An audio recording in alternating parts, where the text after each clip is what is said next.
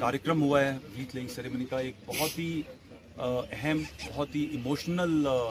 कार्यक्रम रहा है, क्योंकि इस आज के दिन हमने स्वर्णिम विजय मशाल जो हमारे साथ में है, ये आप सामने देख रहे हैं, इसकी प्रेजेंस में, इसकी उपस्थिति में हमने जो 1971 वॉर की लड़ाई के अंदर जो हमारे सिपाही सोल्जर्स, हमारे कश्मीरी नागरिक शहीद हुए, उनको रिस्पेक्ट देने के लिए, ऑनर करने के लिए, उनको इज्जत बख्शने के लिए, इज्जत देने के लिए आज ये पूरा कार्यक्रम करा गया है। हमारे जो दुश्मन बाहर से हमारे ऊपर अटैक करते हैं, अंदर से अटैक करते हैं, उनके साथ में लड़ाई लड़ी है और हर बार फतेह हासिल करी है।